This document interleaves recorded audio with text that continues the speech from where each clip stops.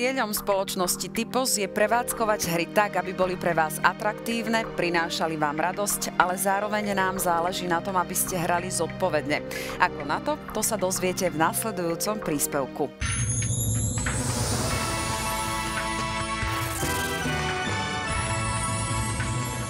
Milí diváci Typos Info, sme radi, že hráte a že pokúšate hráčske šťastie. No hráčske šťastie treba pokúšať zodpovedne. Preto sa Národná lotériová spoločnosť Typos snaží o udržanie bezpečného hráčskeho prostredia a minimalizáciu negatívnych vplyvov na hráčov súvisiacich s hraním. Typos, Národná lotériová spoločnosť, spolupracuje na programoch zameraných na ochranu hráčov a na projektoch podporujúcich zodpovedné hranie. Spoločnosť Typos informuje hráčov o zásadách zodpovedného hrania, o možných rizikách a poskytuje hráčom aj praktické rady, ako hrať bezpečne. To znamená mať hranie pod kontrolou. Typos spolupracuje na ďalších aktivitách, ktoré pomôžu hráčovi zorientovať sa v hráčskej problematike, ktoré zvýšia jeho povedomie o negatívnych vplyvoch hier a ktoré smerujú k dosiahnutiu zodpovedného prístupu hráča k samotnému hraniu.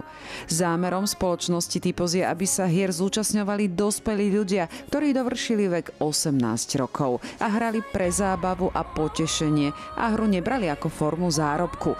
Ďalej, aby boli hráči informovaní o možných rizikách, o možnostiach prevencie a pomoci, aby hráči hrali zodpovedne.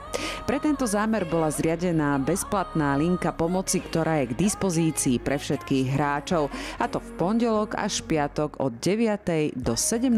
hodiny, pričom mimo prevádzkových hodín je k dispozícii záznamník.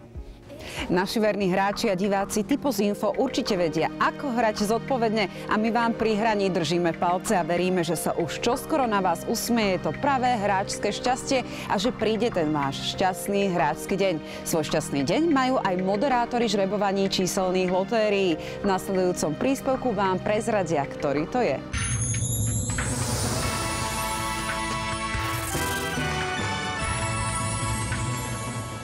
Moderátori číselných lotérií všetkých informujú o vyžrebovaných číslach a niejedenkrát sa stalo, že práve tieto čísla priniesli niekomu, kto sa zapojil do hry šťastie a rozprávková finančná výhra skončila v rukách hráča.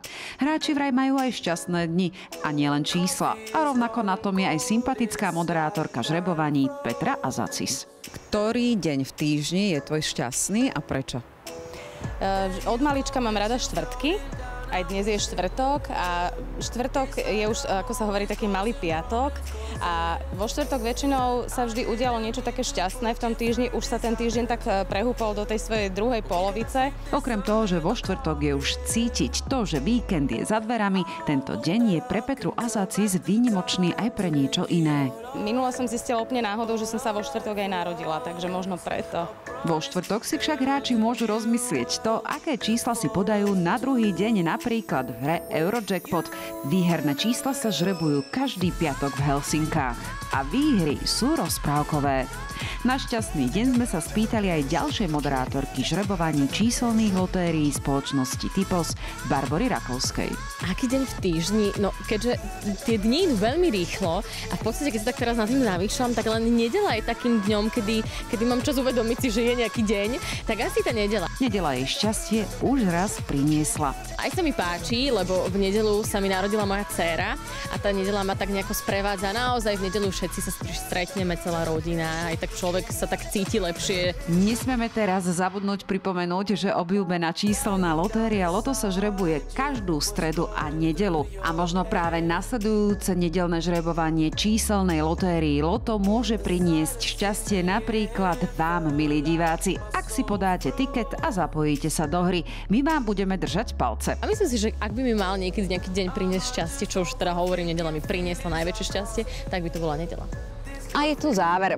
Hrajte pre radosť, zábavu, ale zodpovedne. Iba tak si výhru užijete aj vy a vaši najbližší, tak ako ste si to vysnívali. Neprestávajte si užívať leto a čas dovoleniek. Ja verím, že aj počas letných prázdnin príde váš šťastný deň. Hrajte s Typosom. Prejem vám veľa šťastia.